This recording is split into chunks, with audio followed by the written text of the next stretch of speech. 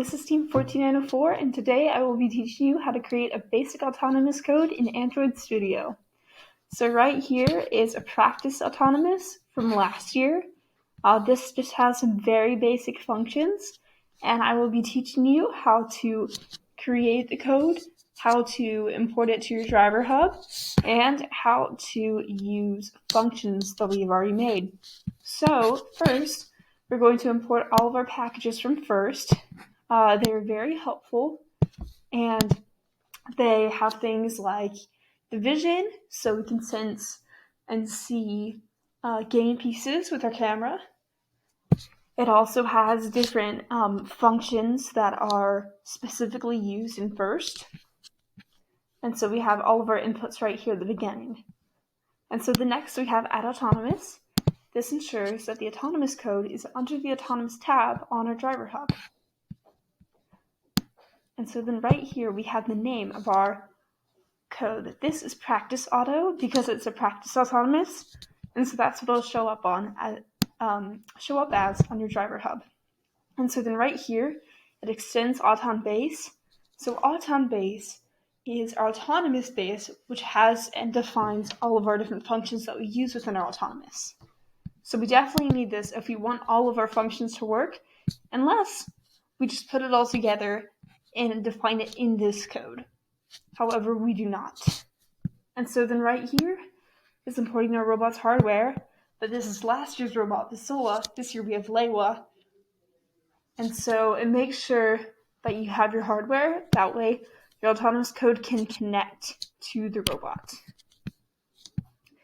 And so then right here we have startup, which is getting the robot running, getting all the motors in position, kind of getting everything ready. Then we have wait for start, so that way our robot does not start whenever we press initialize. And then we have our telemetry. So this is what shows up on the driver hub. Hopefully this works. And then this is a sideways function. So our robot has strafing wheels, so we can go back and forth. And so we created this sideways function to where we have the speed, the front inches, the back inches, and the timeouts. So let's break this down real quick. So the speed is 0.1. That's pretty slow. I'd like to say that the highest speed is about 1.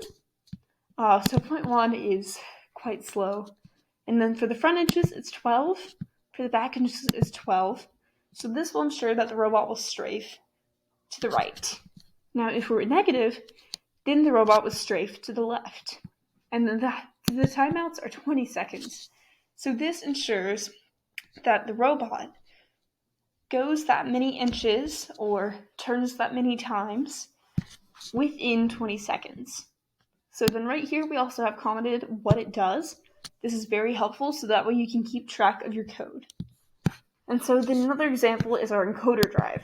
So this is just kind of driving forward unless you do something like this and you change the values. So you could either make it negative or you can make it positive, but just different numbers. So as you can see, the left inches are higher than the right inches. So this will turn right with a moderate speed, since the speed here is 0.5 instead of 0.1. And then another example of just going fully straight would be 10 inches for the left and 10 inches for the right. That would ensure that since it's the same amount of inches, that it goes for the same amount. And then we have this stop function here.